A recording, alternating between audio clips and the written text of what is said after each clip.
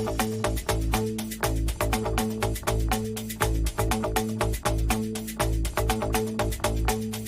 is the North End. This is the North End.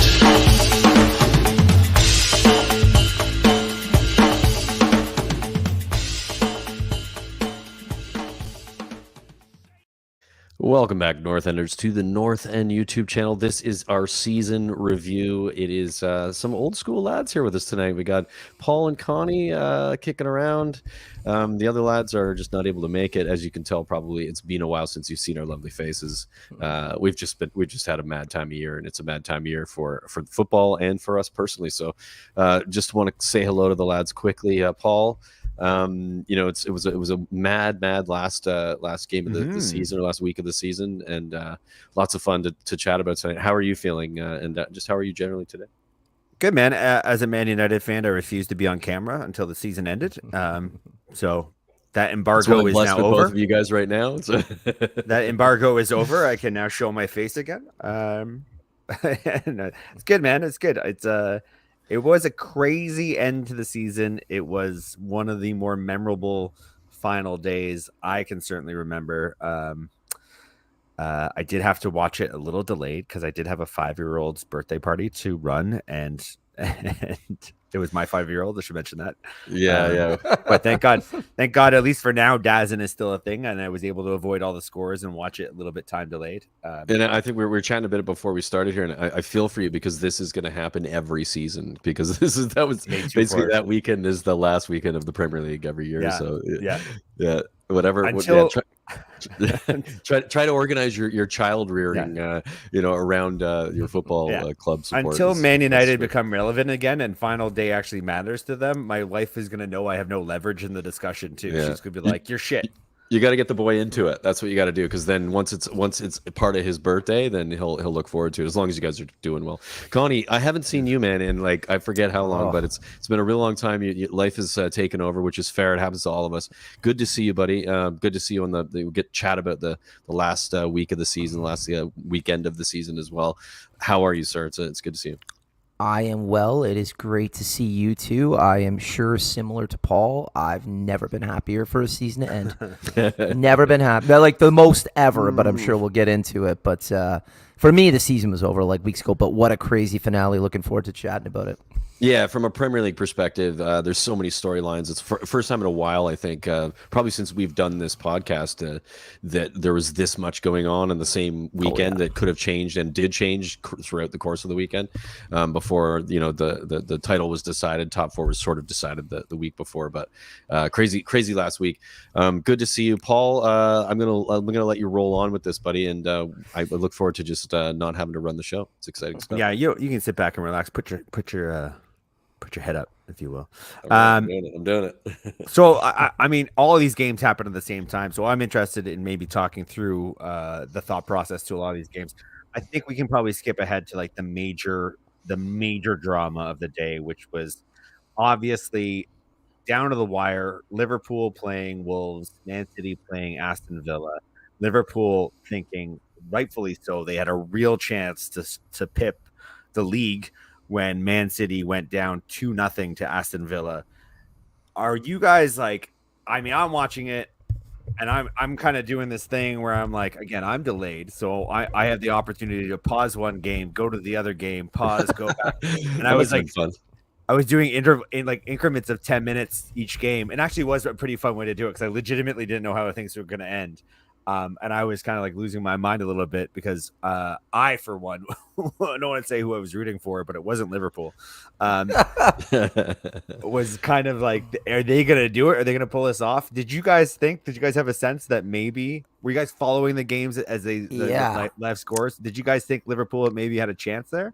Brian, I don't know how you felt, but when Aston Villa went up 2-0, I somehow still knew City were going to score 3. I didn't think 3. I thought 2, though. I thought they would get, because all they needed was 2, right? So I thought they'd come back and draw and win with the point lead that they had, or I guess they still would have ended up winning by a point. But whatever it was so fun to watch. And of course, I didn't have it on multiple screens. I was just watching the Spurs game because I was going to enjoy Spurs, right? It was just the last game of the season when it getting top 4. There was so much fun about that, which of course we'll get into when we get there. But I had my phone just going through all the games, and I saw it go up 2-0 Villa, and I was like, what is happening at City? What is happening? Oh my god, I just started freaking out a little bit. But like you said, there was a part of me that I thought that City team, they're just too good. They have too many players on the bench that will change a game, and they'll get back into the game, and one goal will make Villa capitulate, and that's what we saw happen in about, I think it was 8 minutes, 7 minutes and change or something. That three goals in that period of time was insane, incredible, reminiscent of a previous Man City win. Not exactly the same with the goal that won it in the last minute of the game, but still coming back from a deficit like they did and winning very at the death was impressive. Yeah. But Liverpool were 1-1 for a period of time. I'm going to give Aston Villa credit. Unlike the QPR game, it didn't throw it, right? Like through the game for Man City, this was Aston Villa actually seemed like the only thing that was holding them back was Steven Gerrard, and that's a bummer. But like Slippy G Part 2. But like on the balance, do we all feel like this is the result that is fair? Like an amazing run, an amazing season by Man City, so monstrously consistent yet again, just never really looked anything other than in full control the entire season. Oh yeah, but go ahead. I was gonna say, can you imagine like being a Liverpool fan, and this is twice now where they've put up like an insane amount of points that would win you any other season, and you just keep coming up against this juggernaut that is Miz. It's got to be frustrating.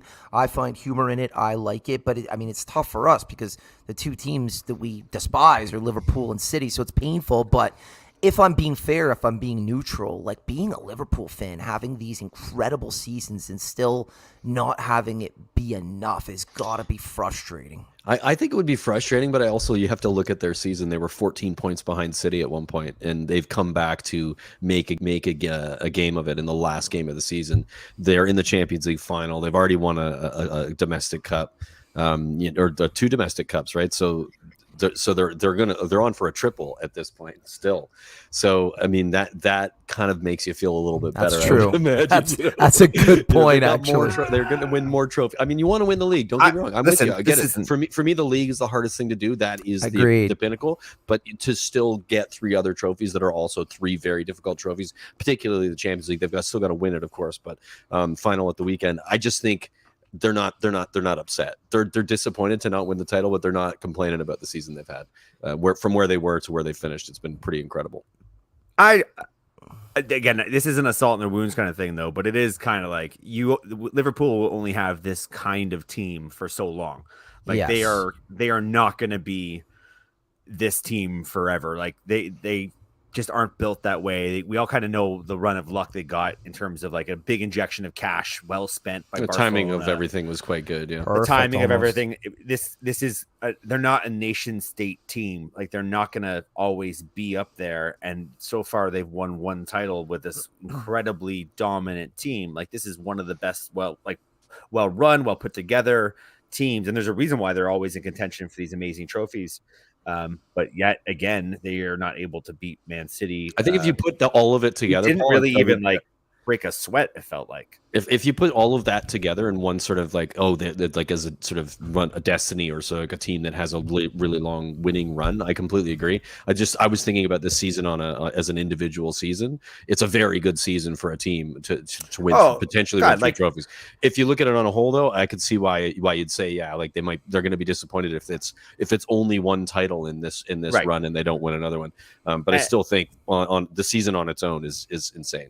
This is where we're at with, I think, with this Liverpool team is like we're no longer just evaluating seasons anymore because it's too small. Like they're too good a team to just evaluate the balance. They're almost in that conversation of like when you start talking about dynasty teams and stuff. Like this is where they're at that level where we're now talking bigger picture than individual season accomplishments.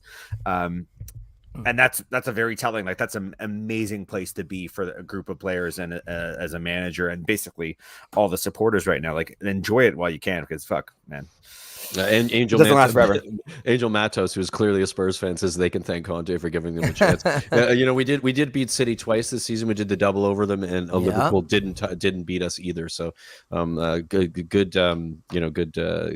things to happen for the future for Spurs because got to be able to compete with those biggest teams. I think we're probably going to talk about Spurs in a little bit because I'd like to kind of chat. We will. But before we move on, though, like it's very well reported that the company FSG that owns Liverpool, they own a couple of other sports teams, are notoriously cheap, right? Like they don't give out the crazy salaries. But like, I guess my question to both of you guys is, when do you think you start to see kind of the eventual demise that will have? Like they can't go on this run. Like I think it'll be the Salah thought it was gonna be last contract, season, especially when we see what like Mbappe got from PSG, which I think was just disturbing and bananas financially wise. Yeah, we've got that in the run of shows. But We'll get there. like Salah's probably going to be looking for a payday. Like how old is he now? 27, 28? He's come out today and said he's staying with the club. So Really? yeah.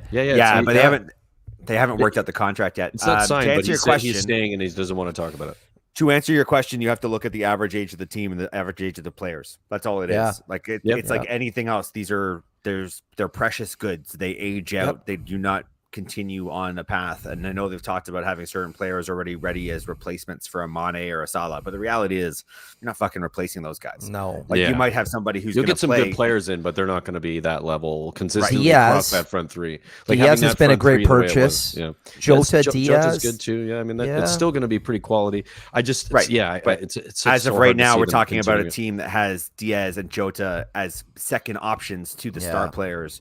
Like when they become the star players, Diaz has become number one recently. Like even if they become the star players, my point being, you could tell it's gonna, but it could be like 3 or 4 seasons from now. They could win another league for sure within that period of time. And I think they're still going to be a relevant hot team for a number of seasons still. Look, I think so. I just don't see any obvious holes. This summer is going to be the telling one. Like, does Mane move on to Bayern Munich? Does Salah actually eventually sign a contract? If he does, are they going to be putting all their eggs in that basket and maybe not supplementing where needed elsewhere? I think to be considered too, Paul, is the tight. Like I don't know what you call it.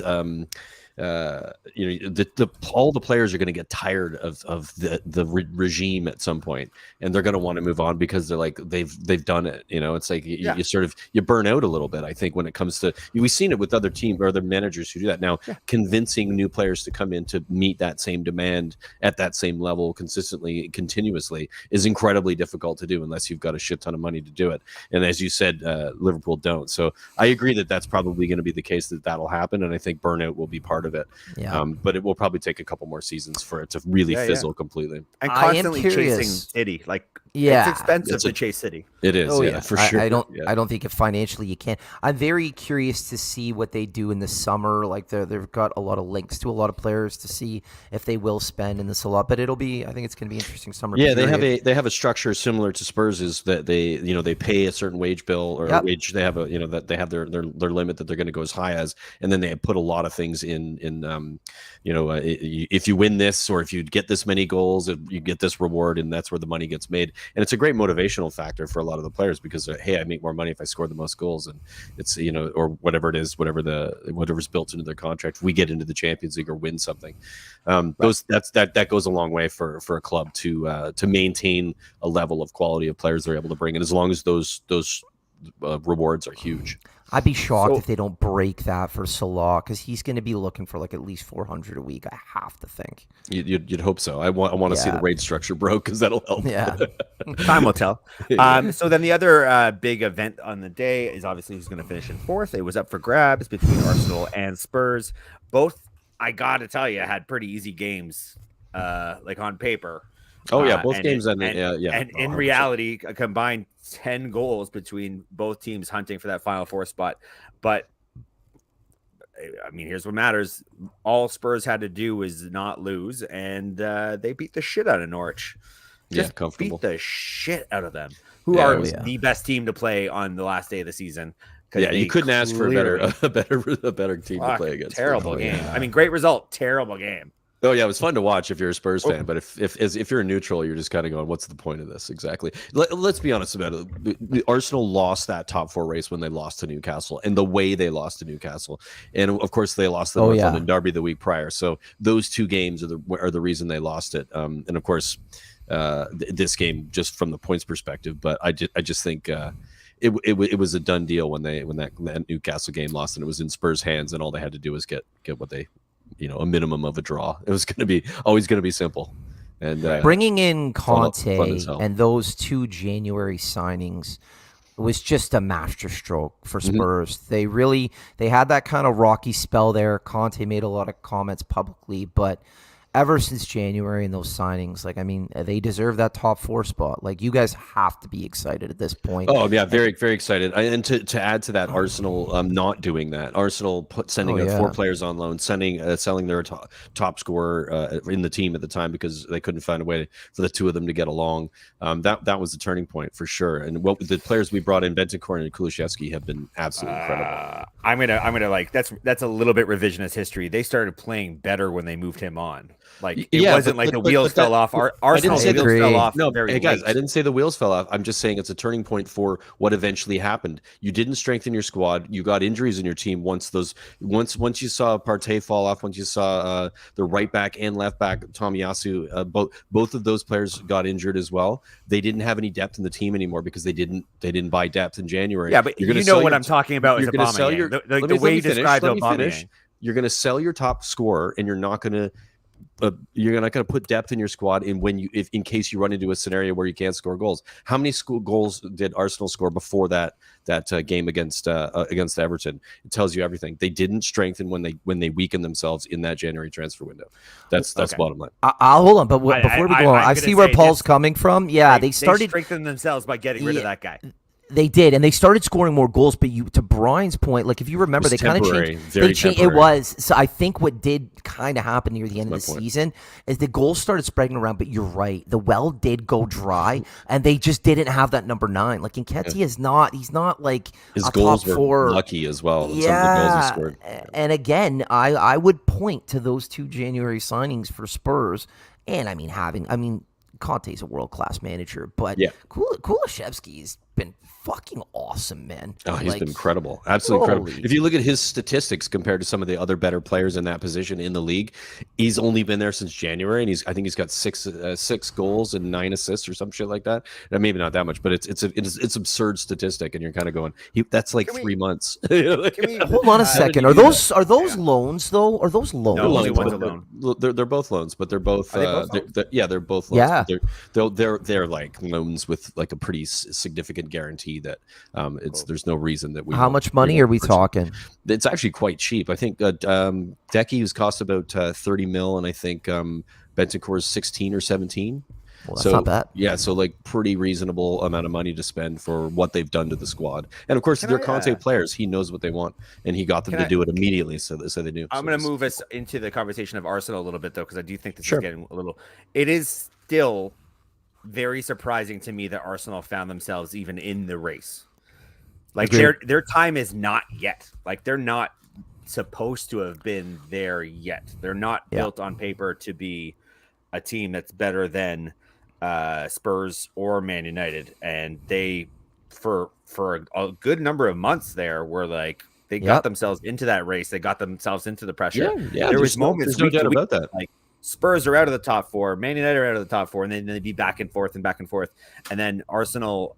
Again, a very young team. Future is bright for them, I think, if they can sort out some details. But I think they're going to struggle next season. Thursday, Sundays, thin squad. Unless they strengthen really well this summer, they're gonna fall down. Well, let's assume that the project continues the way it's been going, which is strengthening. They have been doing a very slow and steady strengthening, I think. They have, but they need some better players. They need some They like do. some mature players in that team that could have gotten over the line in this situation. The reason I say this, a couple of reasons I say this is they're going to need to strengthen. They don't have a massive budget to do that. Playing Thursdays and Sundays is going to be very difficult for them.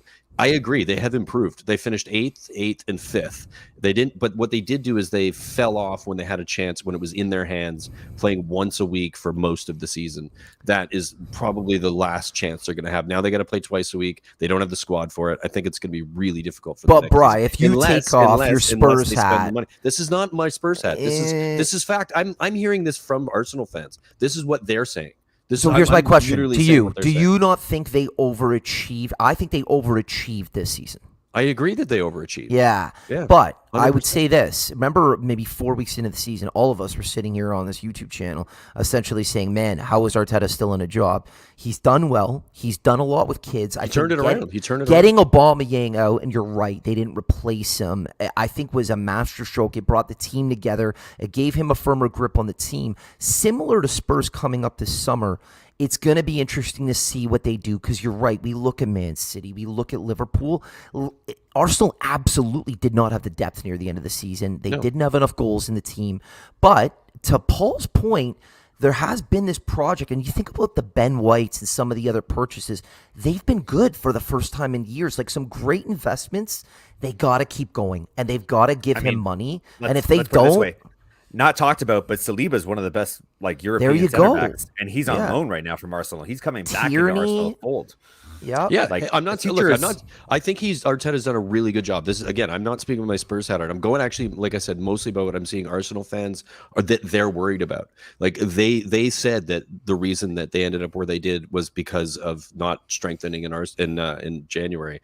They've said that we're really worried about next season because we're in the Europa League. We play Thursday, Sunday. Right now, we saw at the end of the season we didn't have the strength and depth in squad to deal with it. We need Arsenal winners fans are such worriers. They're crazy. But they're not wrong. Yeah, they're not wrong. And again, this was not from Arsenal fan TV, like mad people yelling at the TV. This was from people who are being reasonable about their situation. I think if you look at it, it's reasonable. I'm not saying that they won't progress. I'm saying it's gonna be a lot harder for them to get to where they want to be when you've got obviously Spurs going to be able to strengthen. Man United are going to strengthen for sure, and of course Chelsea, Liverpool, and City already in that top 3 to get into that 4th spot next season. Playing twice a week with the squad that they have, unless they really strengthen properly, which is going to take a lot. I don't think it's 1 or 2 players. I think it's 5 or 6, and I don't know if they have the budget for it. And that's why I think they might drop off a touch, or they might stay where they are. I don't know if it's 5 or 6. If they get like 3, if they have 5 3 subs really next season, good guys, 5 subs next season. True. If they get 3 really good, and like I said, they've had And they some got excellent 2 signings. games a week.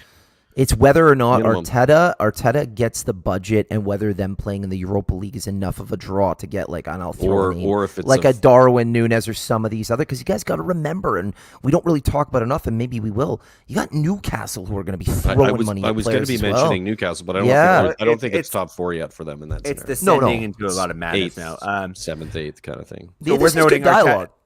Yeah, I get it. But we got stuff to talk about. It is worth noting, though, Tielemans likely to be joining Arsenal sometime the next week. Is the think so? report? That's the hot news. He's also on our radar. And I want him too. So I want him at United very badly. It's going to be it's going to be going to one of those clubs probably. The bookies' odds-on favorite is that he joins Arsenal. I've been seeing that as well. That would be very disappointing. So to play in Europa League, that's fine. Go for it. Yeah. He's a good player. Down. He's a good player though. I didn't say he wasn't a good player. I'd take him. I like would him. you not be a little bit annoyed by that signing? Like that's a good signing. I'm not going to be worried about any other team signing because we're going to be signing quite a few players this summer. So we'll see. Let's focus our attention to the drama that was the bottom of the table. Oh because shit! There was some fucking drama. Leeds completely saved in a historic there'll be tattoos going on bodies in Ted Lasso doing it for this this goal. They win against Brentford 2-1, and they save themselves from relegation with a winning goal outside the box. Just fucking beautiful. Madness ensues. And, dude, 94th minute.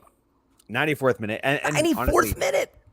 I kind of have some heart for it. There's been a lot of people talking too much shit about like people and acting like they've won the league and fans kind of rushing the what are you field. gonna do though if you're in Like that when Everton fan? I were mean, saved, fuck off. like Yeah. I'm like, you know what? I loved it. It's awesome. I loved it. Let them do it. Let them Yeah, do it. As me long as you too. don't fuck around and like hit players or like, Yeah. like Yeah, yeah. that Patrick Vieira Or around. managers. Yeah, Yeah. I'm all Vieira about it. having But the drama is it basically leaves us with the relegation of Burnley, Norwich, and Watford. You I know went what? back This- to check this our is perfect, by the way. I think. start of our season predictions, Did you get on point here, Paulie, or what? and Luke and I picked Burnley, Norwich, and Watford, Shut Oh, up. yeah. The two of you guys got to bang on. and the two of you guys picked Watford, Norwich, and Southampton. Oh, we were pretty close to that on that, so not bad, not Oh. bad. We were all I mean, relatively 2 close. for 3.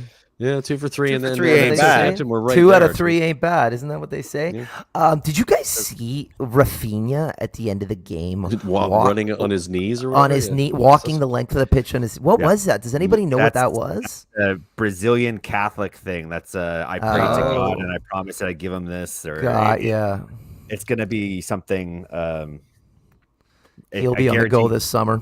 Kooky and religious is the only thing I can think of. Yeah, it that probably sounds like was. Or it was a tribute to the time he spent there and him saying goodbye in the weirdest way possible. Yeah, Yeah, it was weird. I don't think He you'll was up- see him. He was up in You the won't see crowd, him in a Leeds shirt. up in the crowd with the fans after the game as well, with his shirt off and dancing around and singing and drinking beer. Was and shit. he? Yeah, I love yeah. that. So I think, yeah. I mean, I think he's had a lot of fun, but there's no reason why any reasonably good club isn't going to come in for him. He's their best player by far. I think Barcelona. Yeah, he's a good player. I'd take him. I will straight up tell you, I was hoping for Leeds to lose because I've heard that the buyout clause for him goes down to like 25 million. It was Oh, 25. he would have easy purchase at that point, isn't it? Oh yeah. I was gonna be like, woof, Man United, here we go. But also PSG, Real Madrid. Like, there's so many clubs that would have like. Yeah, could he would have easily- been the hottest commodity or one of them Belle for of the sure had they ball. gone down. He's Belle two of or the ball. three. Yeah, he's 2 or 3 top drawer wingers in the world right now. That's on everyone's radar. So he's gonzo. Well, at least Gonzo. Burnley's finally at, like, we don't have to like go to Burnley The anymore. long ball, headers in the box, the physical play.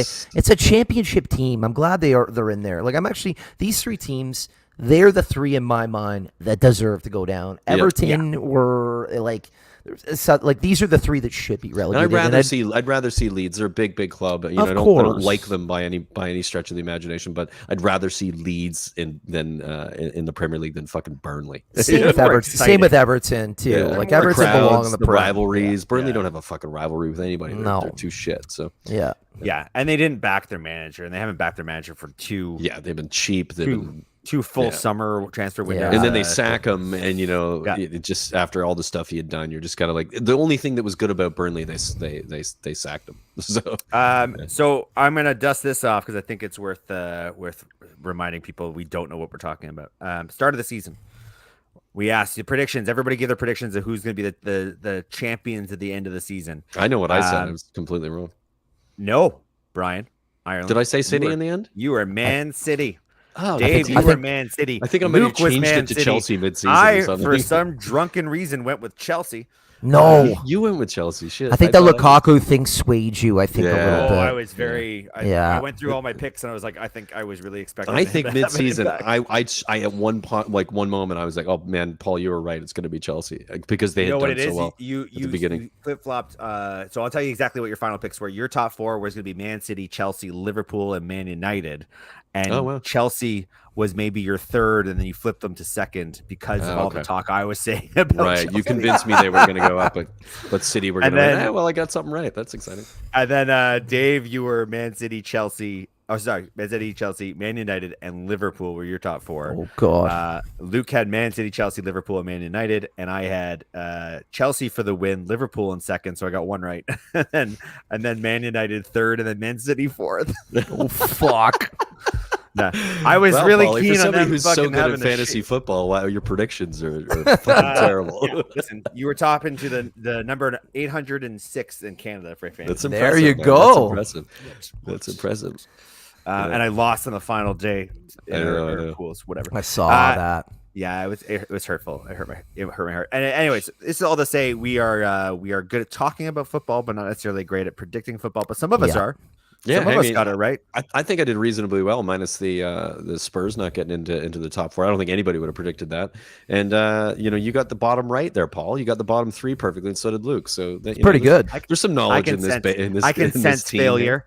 I can feel out failure. I know it's what's coming. going on with the failure for sure. So Golden Boot also awarded this year, awarded to a split decision, co-owners of the Golden Boot. They're going to have alternating weekends for the trophy. They both got one. They prepared for it in advance, apparently. And the sun is shining on Sonny. I just want to point out here, guys. Sonny took 0 penalty kicks. Salah took 7. And they got the same amount of goals. And isn't there like a wild XG stat with Son? Sonny's got the most insane XG stat on the planet. Yeah. It's nuts.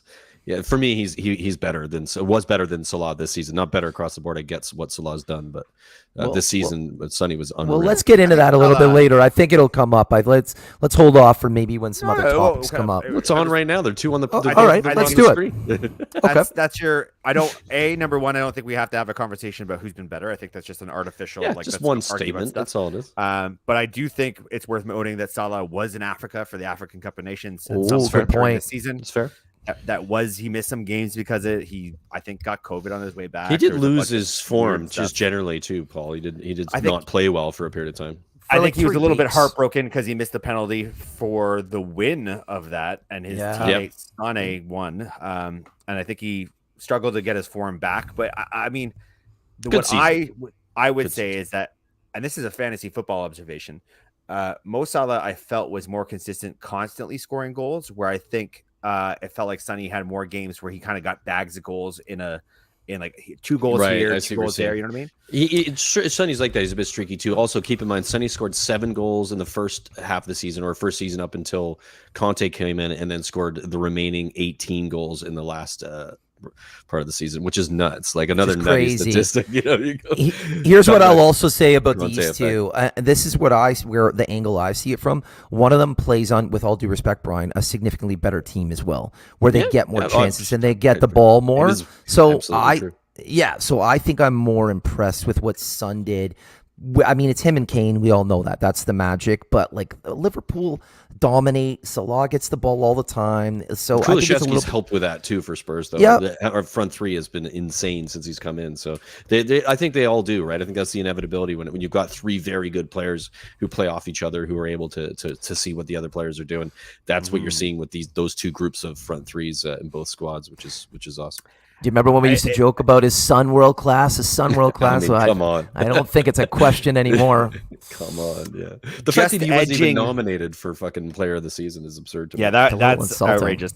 Yeah. Just edging for match winners, which is also a way to evaluate the importance of a goal. That's a big one, yeah, for sure. They're pretty head-to-head. Mo Salah had 7. Son had 6. Right. Cristiano Ronaldo actually led the lead with 8. I'm not surprised by that with his fucking hat tricks that won. Yeah. A few well, games. The thing is, only one of those goals counts as a I know, match winner. but he just needs to score 3, and he make sure he ensures he gets that match winner. Son not taking penalties is huge, though. Like it's huge. It's a big one. 7 of them too. I mean, that's a big difference. And but I mean, I also say, and it would, if it was going the other way, I'd say penalties still count. You still got to put them in. So True. You got to give that as well. But I will think never. From open play, it's harder. I will always evaluate strikers' goal tally by how many of those are open play and how many. I will evaluate it, but I will still give credit to a penalty. But it's not as much credit to an open. Oh no, like being a good penalty taker is a skill set in and of itself. But like that's what I mean. If you're evaluating a striker, go by how many open play goals they have. 100%. I mean, if you're going to buy them, you're going to buy them. Yeah, you're going to buy them for the goals they score in open play, not for the penalties. Yeah. You're going to have somebody in your team probably who already takes them, unless they're prolific in some capacity. Totally, it's not an insult on their total goal scoring. It just gives you a more accurate sense of what their ability for is. sure. Yeah, absolutely. 23 open play goals is wildly impressive in the Premier League. It's incredible. Yeah. So here's where we're at with golden goal predictions. I had, and this goes to why I think Chelsea were going to finish first. I had Lukaku winning the golden goal, which obviously didn't happen. I think I remember you saying he's going to score 30 plus goals. It's going to be insane. And I was like, I recall. I 100% recall that. Yeah. Danny Ings. Guess who picked Danny Ings? No. Oh, no shit. It's got to be Luke. No. Luke really went all out for Danny Ings to win Golden Goal this year. Whereas you both picked Harry Kane, which is which was not hard wrong. not to, but Yeah. it was assuming that I think there was some assumption he was going to go to City, or at least that was a possibility when we picked it. Yeah. because we picked before the window was closed, right? we didn't know what was going on, and I can tell you honestly, I did say Lukaku, but if I think there's some Yeah, if a involved when you're caveat. making the decision. And of course, he had won the Golden Boot and the most assists the previous season. So you're looking at a player who's in form one way or the other. He was going to be in that conversation. How many did he get, Brian? He ended up on 17 goals, man, and he didn't like it's ridiculous. Had he played the entire season, Spurs would have finished third comfortably. So should we comment a little bit on how many assists? So he led the league in assists, so too. It's pretty Yeah, I think that's a impressive. good shout. Yeah, I mean, I gave Kane a ton of credit for it last season, so there's definitely a reason to. Bob Spurs with us. What's up, Bobby? Bobby says, "Big up, beautiful," and hi, Brian. Thanks, Bob. Just big Bob. just want to say, I believe there's a great manager in Arteta. I think his philosophy is Tom knows she's going places. Should get a 25-year contract. Trust the process. Oh my goodness! yeah, big Bob. Yes, Bobby. Big Bob. Come on. I to actually see think that what guy Arteta writing. did. Yeah, Arteta did a great job this year. I think considering These are what he Spurs started fans, with. guys. These are Spurs. Oh fans. yeah, No, I got it. It's the we got the same thing with Ole. It's like, oh yeah, Ole's the best. And Ole at the Yeah. wheel. Ole at the wheel. Yeah. Who, by the way, I still think did an okay job. He did a I pretty good agree. Different. He set some records that were pretty long-standing records, and The nobody away will ever, records. nobody will remember that part of what he did. But thankfully, the group of players that threw him under the bus threw other managers under the bus. So hopefully, his legacy becomes a little bit clearer that they were all a bunch of shit bags. Speaking of shit bags, this is going to be big news, so it's worth talking about, and also it's kind of It's such a slight- weird thing to happen, man. slight So happy bad. turning of the page away from the season, so we can start talking about the. We're not going to get into Early how bad United were. What you guys Oh, want do to you talk really about? want to get into it? No, I don't. I just laughing at you guys a little. No, we're not, because we had already said 4 weeks ago season's over, so I don't really want to. I know, dwell but it's on just it fun anymore. for me. Oh, To if take you, the if you piss want, out. I can get right into how bad they are, but I don't think today's the day. No, I mean, worth noting, I guess Ralph Ragnick lost his last game in charge of Manchester United, and Ten Hag was in the audience watching Man United lose 1-0 to Crystal Palace. Crystal Palace. But hold on, though. And a bunch of kids made their debut because, quite frankly, nobody really gave a But- shit about the game. Nobody If wanted to. Brighton didn't step up and beat West Ham, correct me if I'm wrong. United yeah. would be playing. Conference United would be League. playing in the Conference League, man. Manchester United. Hate them all you want. They're still Manchester United stature playing in the Conference League. That would have been a piss take. It would have been great. Oh, you would have. Everyone would have loved it. Yeah. I would have I- snapped. I still don't. I personally just don't give it. Like, I don't think it's that big a deal. Like, I still like. It's The conference is embarrassing. like, it's one season of you do it for one season and you hope you don't have to do it again. Like, Oh man, not- it's such a great piss take to be able to have that on a rival team. Exactly. Maybe it's, Yes. Paul's not bothered by it as much, but I can tell Connie is. So, if it does happen, Connie, I'm coming for you. Buddy. My I thing I took enough this season. That would have just been another thing on top of it, right? Yeah, my yeah. thing has always been like, if we're not gonna win the league, then I don't really give a shit. Like it's not winning the league is the failure. Like anything. I don't know. There's other tournaments. second There's or other trophies fifth to or- play for. So Can I tell you something? Yeah, This is the first year not winning the ever- league, or in terms of league position, because that's not what I'm talking about when I say win the trophies. I'm like, not winning league position and where you qualify for the next season. I'm always like, if you're not first, then you're second or 10th. I don't really give a shit what it is. Like I don't feel that way, and I mean, I'll I tell just you think when why. it comes to the finances and stuff involved and what it means for your team in the transfer window. Exactly. Now, maybe for you Sure. guys as Man United, you don't necessarily struggle with it's it not the as big same a deal. as other clubs because you're Man United, Yeah. but that dwindles slowly over time if it continues. And I would be worried if it keeps continuing like that eventually it does start to matter for you because you realize, shit, we need money, we need that Champions League money because that's going to make sure that the club is able to compete with the other teams who are able to spend. Right. No, I I'm just not don't saying see you guys signs are that we rich, have to so be it's worried yet. currently maybe not, but I would start to get worried if it continues, and that's all I'm saying. But do you not Yeah. get concerned, like when we're in Europa League or if it were a Conference League, that the draw for signing players, It goes down. Yeah, it goes down. Like, what's his Frankie De Jong? United are linked with him. I don't know if it's going to happen. Not even really that excited, but like he has said publicly, I want to play in the Champions League, and I have to imagine there's a lot of top tier players that I would imagine would that's want and I- expect that. I actually think that gets overblown quite a bit because Maybe. you want to play for a team that will be in the Champions League. That doesn't mean the next season Champions League. Like Chelsea have won titles and then finished like 7th before, and then still signed superstars because they know that they're just going to miss 1 year of Champions League, and they're still going to be but that hasn't happened for you guys. I mean, I guess, No, it hasn't. right. But somebody has to tell me who we have gone for where we haven't got them yet either. Like the stature of a club. Well, it took you fucking Jadon Sancho. It took you how long to get him? But that was just negotiating, though. That's not because he didn't want to come. That was because they were asking for too much. Like that's a different thing. Like all I'm saying is I think everybody overblows the significance of when they say I want Champions League.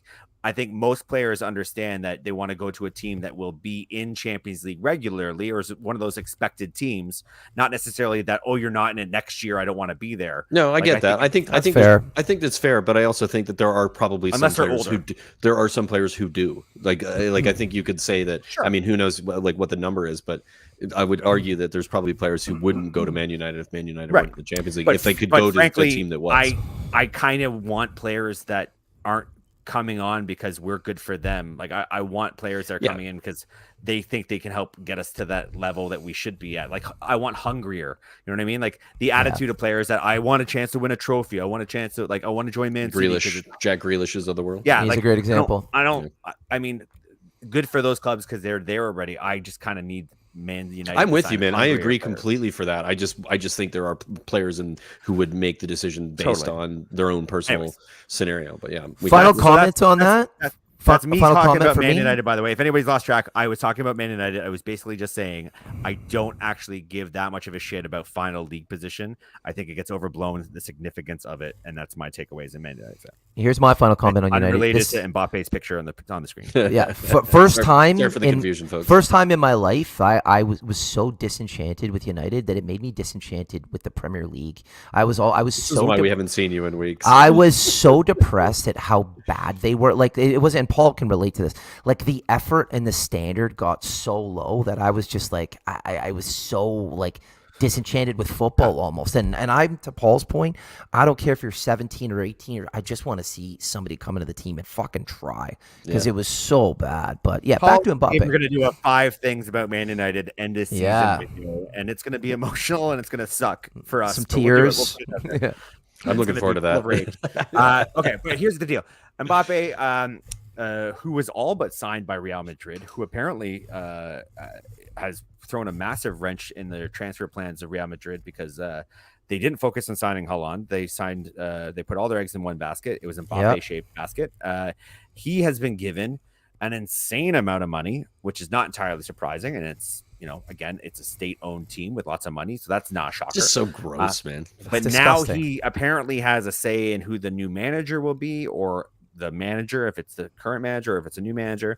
He will have a say in who gets signed by the club, who the new director of football will be, the level of power. How old is this kid? Like he's 21. Just insane. He's older than that now. But he's young. He's like 22, 23. But still very young. Like it's madness is what it is. And Real Madrid have already started filing complaints to whatever body can control this kind of stuff. I don't think it's going to be a thing. I don't think it goes anywhere. But so the knock-on effect of this is going to be pretty significant because now all of a sudden you can rightfully look at it's almost like a LeBron James-esque kind of situation where like, oh, who are LeBron James's buddies? Oh, he's going to sign him with the Heat. Like Mbappe is the guy that you can look at as being like, well, who are his buddies? He's going to probably want to bring his buddies into the team. So now Pogba is a buddy of his and is a free agent. There's talk of he doesn't necessarily like playing with Neymar, so maybe they give the boot to Neymar. Like he has this kind of power. He's got that kind of power. That's fucking do this stuff. Tchouaméni is that young French center defensive midfield player that everybody seems to want. If he's as good as everybody thinks he is, and he's French, maybe he gets brought into the fold as well. Real Madrid. Or Real Madrid, but like even Real Madrid, now their plans have to change because they have to go find a new superstar to feed the beast that is the Real Madrid fan base. So like now all these wild rumors are coming out of who they're going to sign because they need like a superstar. So Raheem Sterling is now maybe a possible attachment to Real Madrid. Like there's a huge knock-on effect for other clubs this transfer window because of this decision to sign at PSG. But also, this is like what Neymar did when they broke the world by paying too much for Neymar, and the market prices went to shit. Now Yeah, and- everybody who's better than Mbappe, which is probably going to be a lot of players like a Mo Salah, everything changes with what they're expecting now because this is inflation. crazy. It's inflation. this is You're even inflating the nuttier. market. But like we have to remember that there's 2 clubs in the world that do this too. There's not now 3. There'll be 3. Yeah. Newcastle, Man City, and PSG. And like I like when Klopp talks and they asked him about Mbappe. He goes, we're not in there. He goes, we're JP. He's like, we don't operate like that. And most clubs don't. Like if you look at this, like, and I don't know how much I believe the coaching stuff and all the players. It could be true, but the amount of money that he got, is disgusting. And It's if gross as UEFA hell. aren't investigating this and something doesn't come up with financial fair play with these guys, I have a huge problem with that. Like this was this was bad, guys. This was bad for football. It had already gone too far, and this is just it's just become such a gross thing. It's hard to even like. And that league is a joke. Like why is he like? If you have any ambition as a football player, like properly, and you want to win stuff at the highest level, like we've seen, Messi and of course Ronaldo do, and the other Ronaldo and many other Ronaldinho before him, all these other big players who've gone on to do it in difficult leagues and difficult circumstances. This is your choice. This is to me, you have no ambition as a footballer, you just want money. And this is a kid. Again, it's gross. He's too young to be in this scenario. This is a kid who we know for years his dream was to play for Real Madrid, and then the checkbook came out, and now he's happy to see. I've lost a lot of respect for Mbappe. You could argue he maybe would have played behind I don't think I ever really had Benzema. it. Yeah, and I don't really. Like he plays in the French league. I don't rate him like everybody else does. Yeah, me neither. I'd rather have Haaland if I'm being honest. Put him in the Premier League and then watch him get kicked. Lewandowski's better than Mbappe, in my personal opinion. Like Kane is better than Mbappe. He's fat. 100%. You play in the French league, dude. You play in the French team. Relax. Go prove yourself in a serious league. Like, 100% I don't know. agree. 100% agree. But Fuck then him. I'm also, frankly, it's not like it's God's given, like the assumption that Real Madrid deserve to go sign this young player who's at a Oh, I contract. agree. Oh, I don't Yeah. think that Like either. I agree there's this too. real like cockiness about like he's not going to Real Madrid. What? Like he's staying in Paris? It is Real Well, Madrid, though, But Paul. there's They've a got difference that. in the stature of the Yeah. club. You know, one of them is No, I in the Champions understand. League final. The other one can barely get past the fucking quarters. I could understand, argue- but if they're going to throw, I mean, again, this is about money, but if they're going to throw the opportunity for him to be the star guy and for him to bring in the people he thinks he needs around him to be the star guy, then I don't know that it's just about money anymore. Because if he really believes in himself and backs himself to be the star guy and does think that with Pogba behind him or fucking So Chouameni. they're gonna compete for the one like trophy Dembele, every like season. the hot topic right now is that he has always wanted to be a striker and he gets used on the wing too much, so he'll probably put himself as striker. His French buddy Dembele gets brought in to be the right winger, and Pogba gets brought in to be like the creative playmaker behind them. And now all of a sudden, like that's a plausible move for them. They can do that. That's not going to be. That's 2 free agents that he Still can playing the insist to bring French in. league, and that's why they stumble in the Champions League because they're Yeah. used to playing The weaker competition opposition. Week in, week out isn't good enough. Yeah, Right, but It's- he may be naive enough to not realize that. yeah, You know what I mean? maybe. All I'm saying is I don't know if it's as clear cut to say he's only doing it for the money. He may really want Oh, that's to a bring fair shout. That's a fair a trophy to Paris. Yeah. They've had what 6-7 Oh, years of and this apparently- project with limitless Apparently, money. the president of France called him. Shut up, It's so Yeah. bizarre. Macron. Macron. Yeah. Like it's like when you've been like it's so wild. It's like when you see these movies and it's a college superstar in football, American football, and they're wooing them when they go to campus tours and like whatever campus Blue is Chips, all out, great movie. like Blue Chips, right? Like this is like, what are you gonna say no to the president of France? Yeah. Like Apparently his dream was Real Madrid. He loved Ronaldo You know, as a to kid. be fair, and- he hasn't committed to Paris for the rest of his career. He is still No, 22, yeah, 23, totally. so he can do this for 5 years and still Yeah. go to Real Madrid 3 years when he's peaking at 28. You know, like so it's not a lifetime commitment, but it still seems odd in a scenario when he is kind of maybe peaking at a very young age and he could go and do something special, and he's taken the money and he's taken the convenience is over and above just the money. rumors that Messi Yeah. might be going back to Barcelona next season. Yeah. We'll because see. they may be able to afford him again. Yeah, Mhm. I don't think It he'd is- get that crazy contract though. He'd take a huge cut, right? Like a massive It one. is such a big decision though, this move here, because it really puts a lot more. What will they do next with their budget and their reputation under Real Madrid, and whose plans are they going to fuck up by doing that?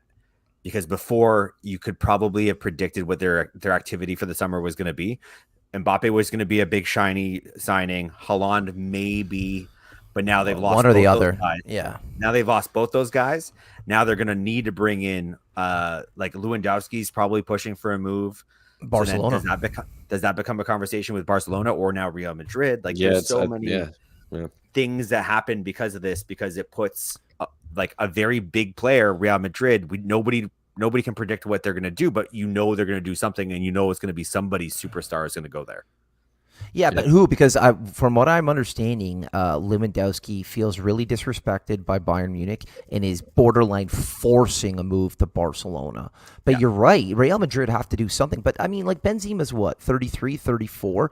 You could argue he's the favorite for the Ballon d'Or the way he's played He's this got past year. He's got at least another great season in him in that team. But you do want to surround him with players as well. If you're gonna compete the level they've competed at, especially in the Champions League. Obviously, they won the league as well. So you want to surround them with big players, and they're definitely going to be looking for somebody. I love the domino effect of these massive moments and how they affect everybody else, especially the bigger clubs. But we'll see how it affects the Premier League in particular. I don't know how much or what you guys think of that. Is there anything in this that affects what players will come at that level? The Raheem Sterling link is kind of it's pretty interesting because it does seem like he's he linked with Madrid, or is he? He has started to get so the attachment is there are reasons why people could justifiably say that Raheem Sterling might want to move on from Man City. Right. He doesn't get used that often anymore. He is still very productive when he is used. He's won a lot of trophies in England. Real Madrid would be a interesting move for him. It's a big still draw peaking move too, right? He's 28, I think 29. He would be a good purchase for them. Mbappe was going to be used primarily as a right winger until eventually Benzema moved on as a striker. If he did go to Real Madrid, so the profile of who, if it's a like for like, would be somebody who's like a right-sided attacker. Shout, actually, it's a good show. So then it even becomes things like, now that this is official, has anybody really picked up the phone from Real Madrid to talk to Mo Salah and his people? Because for me, that would make sense. I don't know about you guys. I would want Salah over Mbappe. I actually think he's a much better player. I really do. I don't even think it's a question. What's the other? Yeah, Angel Di Maria is also leaving PSG too. There's talks about Juve, but the Gabi Jesus, the one I hear is he's been rumored for Spurs and Arsenal quite a bit. Arsenal, but I'm hearing Sterling to Arsenal as well. Those are the two big ones. Gabriel Jesus. Neither of those players are going to go to a Europa League team, and they can go to a Champions League team. I think they've been playing in the Champions League regularly.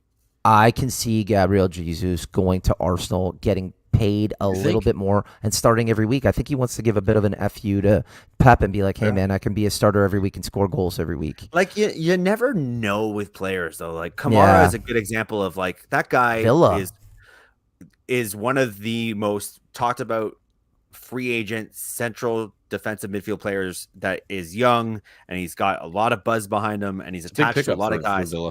And then he signs for Aston Villa, who on paper are like, what are they playing for, right? But again, you never know what the motivation is for a player. Yeah, and of course, how it's sold to them too, right? Like how it's sold to them, and how much money they're making. Did they get the Premier of England to call them directly? Yeah, exactly, right. Do they have photos of him? Was he a big Stevie G fan? We'll never know. So yeah, this is an interesting one because this kicks off the entire silly season, I think, with just a major. A signing, a re-signing. It's already gone absolutely mad. Absolutely mad. It's going to be when does wild. the window open? June 10th, is it? I thought it's June 1st. Is it? I think it's June 10th. I don't think it opens on the 1st of June. Yeah. Interesting. Okay. Somebody look it up. So there's a couple. Yeah. So there's a bit of time if that's the case, like a few weeks. But everybody's making moves. I mean, obviously the window isn't required to make a deal, right? It's just an official. No. You can start seeing deals already. I think we're we've got a keeper coming in to Spurs. Is basically a done deal. There's an amazing amount of free agents. That's a big part of it as well. Yeah, that's going to be more and more the trend, I think.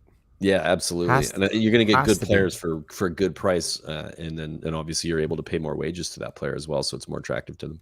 Yeah, and the signing on bonus.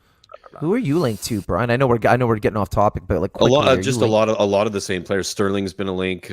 Jesus has been a link. We're linked to what's his name? Frankfurt left back. Oh yeah, I know what you're talking about. We were linked to. Well, it we starts get with a P. It's a we get linked to Croatian name. everybody. He's a good young player, but that's a big one. But Ben, I'm so bad with names. It's Bastoni. Thank you. Yeah. Bastoni is another one that Angels in the comments. If you're a Spurs fan, please give me the players we're linked to. I know them. I just can't remember them because my mind's terrible. But there's quite a few, and there's some. It's a solid list of some big players. So, so what do you guys think about this? I know this is sort of off topic, but it's kind of about what's happening next. Spurs, the 150 million that's been being invested into Spurs, the club from the ownership for the first time. Do you guys know about this or no? I like it. I saw it today. I think it's if you're gonna keep Conte, you got to give him money because we know how he operates. He'll just get up and fucking go. He's that guy with the kind of respect for him. He wants to compete. I immediately wondered how much of that money is already attached to you, and how like the two players that you ended the season with are loan players. So if you're going to bring them in and make them permanent, how much of that 150 is? I know a little bit about this. So Bentancur he's going to be bought. Like we're going to buy him outright, and the Decky deal. It can go into next season, and it will have to pay a little bit more for him next season, but we can extend the loan until next season, and so we've triggered that. So we're not going to be paying for him until so there's money saved in that case. So we're just paying for the one player. Touch the 150 doesn't affect the 150, and there's also a ton of other money if we sell the players that we're expected to sell. Right, we've got you'll see when we do if we do my transfer game. It's similar to what. Yeah, when's that happening, man? I want to happen. I want to watch that. I'm ready when to is go. That going down? I've got it all sorted out. I sent Paulie the photo of my numbers and whatnot. So we'll get into it at some point. But I like it. It follows that, and then there's a ton of players similar like to Connie. You'll like this. He hand wrote a note and then sent me a photo of it. And I've been like staring at it, trying to make sense. Like you could just say, hey, you ready? You want to get on a call? We can talk about what your numbers look like. Takes 2 seconds. You type it.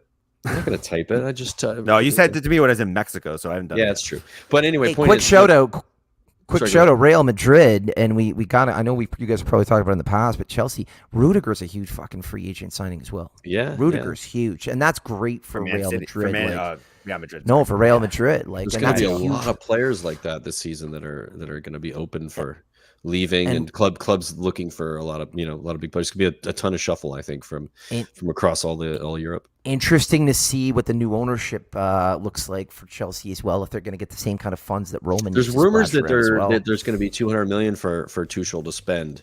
I don't know. Rumors again. I did caveat it with rumor. I don't know how true it is. Yeah. And it doesn't seem like something would come out that quickly when this takeover is taken as long. It seems like an odd thing to just be like, yeah, okay, there's 200 million. I'm like, 200 million. just this guy's going to throw money at it. Not the type of owner that we know of. I think he owns other sports organizations in the U.S. It's another U.S. owner. I think there's 9 of them now in the Premier League, which is a huge amount. But yeah, it doesn't seem like 200 million. I can't see them spending that. But it's going to be interesting to see what Chelsea do next season because they've got a lot on their plate when it comes to managing that situation. And I know we're all over the place, but do you guys see Lukaku being there next season? I think I do. I think they spent too much money on him, and there's a contract there, and I don't think anybody was going to want him, which is an odd thing to say. Unless he want to go back to Inter Milan. Yeah. I can see the more fringe players like Hudson-Odoi and maybe even a Ziyech moving on because they can make money off those guys. Yeah. I could see sellable assets. Yeah, maybe Ziyech as well too. Yeah, because they are sellable assets, and I just don't think that they've quite kind of bedded in for whatever reason. Like stylistically, maybe it's also a big squad, and they're not getting probably as much game time because of the big squad that they normally would. Yeah, I can see Conte moving on. There's a lot of rumors about him moving on to somebody. I think he's getting up there in age-wise. He wasn't as good last season. He's starting to dwindle a bit. Still a good player. Still has moments where you're like, wow, he's so good. But there's like he wasn't getting played all the time because not just because of injury, but because he wasn't up to snuff when it comes to what he was expected to do. And he's getting up there, 32. He's still the best in the business at what he does when he's on. Still the best. I don't think his value is where it was, and I don't think it's just going to be like, oh, go buy him. Is he in his 30s? You're looking He's at in his 30s. yeah, isn't you're he? looking at a Matic. I think at that point, I think so. I think he's 31, 32 probably. I gotta check He now. won, but if- when did he win the league with Leicester? He was like 25, right? It's like 26. 4 or 5. What is that? He's 2016. been at Chelsea Okay. for like 3 or 4 seasons. Wildly off topic. I'm bring us back to our last topic point. Absolutely. We're gonna just give a little clap and applause to Dominic Calvert-Lewin, who publicly spoke out about the significance and importance about talking about his problems, highlighted the pressure he was under at Everton this season, and credited talking about his problems to people, possibly professionals, with saving his life. It's a big public discussion about mental health. It's fantastic. Yeah. It was Love a that. ballsy thing to do. It was in bygone years, it would have been slighted. But I think it's important that we celebrate it because Yep. all he said was what everybody should know is like, it's a tough job being under that much pressure, and your brain is going to need an outlet, and talking to people about your problems is a good outlet. So bravo DCL. Also, the guy is going to tear the league up if he can be healthy next season. That toe thing he had this season, Such a weird injury. Yeah. it would have been an issue for me as well, like mentally, to know that you can't play because your toe hurts. That's Yeah. Didn't that happen on Blackbirds that somebody had that issue, Paul? I don't remember on our team. Somebody was like, maybe somebody's it toe happened was to honestly, it happened to Shaquille O'Neal a lot, and he had a hard time kind of explaining it's it a to people. really because difficult injury. I've had an sounds injured toe. stupid, I've had a jammed toe where you just can't use it. You can't use that foot for, especially Yeah. kicking a ball. Every time you kick something, it hurts. It's not a good at all. But You can't do anything about it. It has to heal on its own as well, right? yeah, good shout Yeah. on the mental health from him though, Yeah. because that is something that we know right now that I think all of us need. It's a messy world we're living in, and Oh yeah. it's good to see somebody coming out and making that normal. True that. Yeah. So that's the show. Upcoming stuff that we'll be talking about relatively soon. I think probably next week. We will be giving out our awards, which is I think I won one, didn't I? I don't know if this is a tradition. We don't know if we can call it a tradition, but we tend to get pretty drunk when we do that show. So I don't know if we're going to do that again, but I'd like to. Well, why not? Well, we're gonna get together and do a summer show. Is that what it is? We're doing it on We the should. pad? Well, we can try I to- think we need to because we can because go we're not to we can go to Simi's again and do it on because the. we're not a podcast anymore, and we're actually a YouTube channel. I don't know if we can be in a bar doing this the same way as we were. Well, we before, could do but it. Maybe we can. We could do it outside on the patio like we did it. We're just dealing with car traffic. I've got some equipment to use that will be suitable for this situation. Why don't Well, we again, do it in My your question garage? is, can we do it with Yeah. this? We could do it in like- your garage there, Paul, too. If I It's have a great Wi-Fi spot. out my garage. You don't have Wi-Fi? You're right. Funny enough, I've never tested my Wi-Fi in my garage. Let's get a WAP. We'll just put a WAP out there and you'll be good. I have I'm it in my just being backyard annoying. though. We'll find a way to get drunk. We could do it in and your do a backyard show. too. We could do it in your backyard just without, as long as there's no rain. Figure something out. Yeah. Yeah, but we will be giving out awards, and the awards are things like who was the surprise of the year, who is the most disappointing of the year, who is the best of the year, just your standard. I'm sure if you've ever watched YouTube shows before, we're not exactly treading new ground here, but our versions are special because we're usually very wrong. Thanks, Oh, Angel. look at Appreciate that. the Angel. message, buddy. Get some Love super chats. that. We'll get super. We'll love a super chat. We're not monetized yet on this channel, so get some more people. We're not to here like for and the money. subscribe. We're not here for the money, man. Get some more peeps to like and subscribe. just and we'll here- get those numbers up, For the discount codes to ball shavers, which we did get, Manscaped, which baby. has been great. So yeah, that's thanks for all we're thanks here that, for. Manscaped. Is to have discounted ball bronzers. Yeah, and now we've. And then after that, I want to see the Spurs transfer special, bro. I'm interested. In Yeah, that. I'm ready to do it. So whenever Paul wants to do, we'll organize it this week, and maybe we'll do it. We'll try to keep it, in between this show and either the next one or whenever it suits. I feel like it's good during the summer. That's when the transfer madness is happening. Oh, so I'm yeah. happy to do it during that anyway. Yeah. Might I change was some of my numbers. a little surprised to see that you wanted to pick up Paul Pogba, but It's What? not on my list. Not on my list. Paul said he couldn't read what was written. Not- He's obviously Do seen. you- But he probably saw Paulo Dybala, not Paul Pogba. Do you guys think like the Pogbas and the Lukaku, like the kind of the word is out that they've maybe been overhyped footballers? Yeah, I think that's Like part of it. I don't see like a Real Madrid throwing money. I can see him ending up at PSG because like a team like Real Madrid's like, well, we could go out and get, I don't know, better players. And I'm not Yeah. trying to knock Pogba, but like I think after the last couple of seasons, and again, not trying to slander the guy, that the big giants of football are like, yeah, he's not it. Yeah, I can agree with that. I think Just I saying. think I think it's not. I think he's a very good player, and I think with the right midfield around him, he would be unlocked as a superstar player. I think anybody who's in the business of sport has to be monitoring injuries, and he Yep. is a injury-prone player that has never really played a full season for the past 3 or 4 seasons.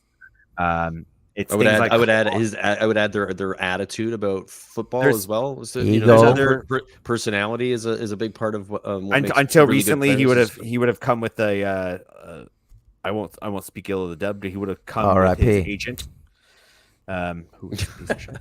R.I.P. Mino. Whatever. So yeah, I don't know. I think, but he's free. Like that's. He's Here's gonna where it want comes down huge to. Okay, so wages, though. here's another thing. Here's another. Like I'll spitball this. We're talking about PSG. 'Kay. Right, PSG under Mbappe's influence.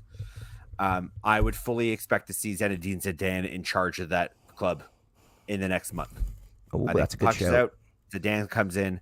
I think Zidane comes in and I'm surprised this has- hasn't has- happened already. To be honest, I has feel like has it- already Yeah. been told by Mbappe, who's practically the director of football there. I want my buddy Paul to be in our midfield, and I think that happens really quick. I think that's an easy one for everybody Where does involved. and I think- Poch go when he leaves PSG? That's an- He waits for a job to open up, whether it be like a Chelsea or like a Bayern Munich. He'll be the next guy in line for like the big gig, right?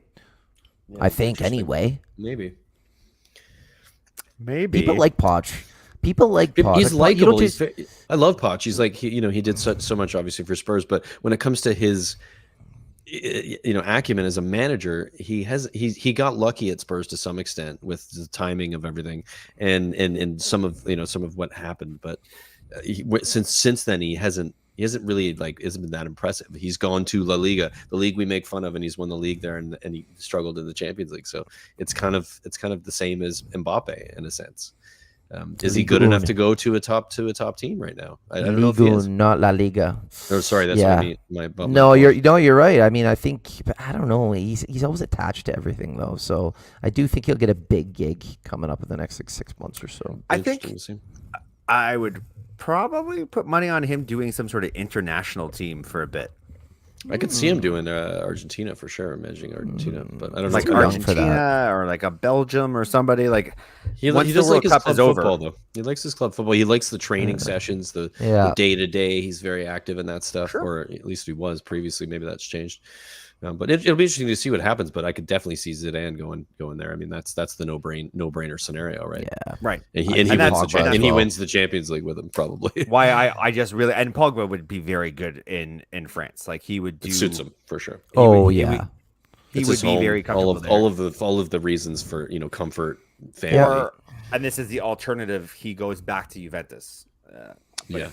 I think that the 3 teams that are likely destination for Paul Pogba are Real Madrid, who do need to kind of refresh their aged midfield. With How long maybe can even just Modric play competition. for? I mean, fucking hell. So good, I man. know he's still so good. It's ridiculous. Forever. He's an elf. That's why. Yeah, Or Juventus or PSG. That's where I think Pogba's options are. but, PSG.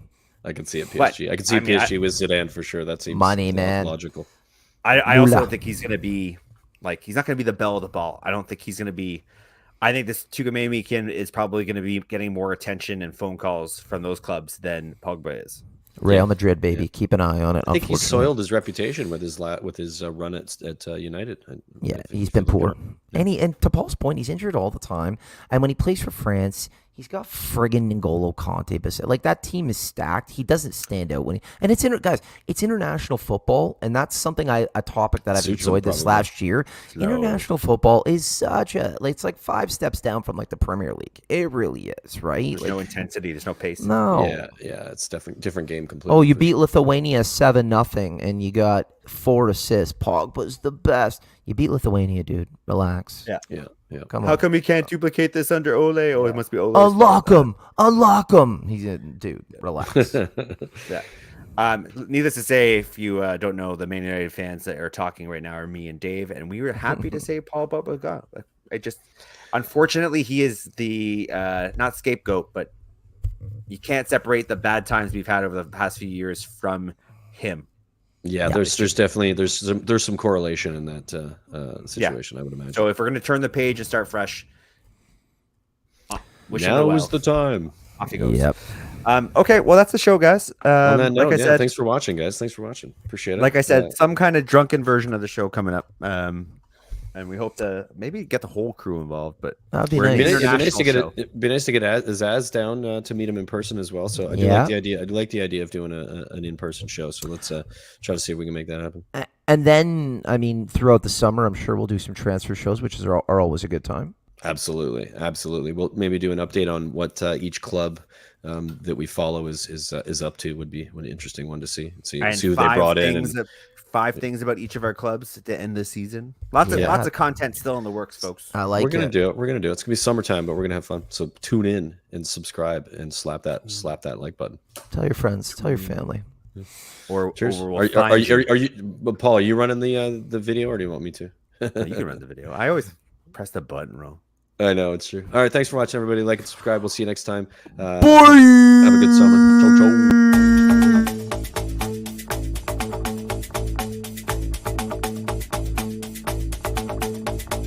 This is the North End.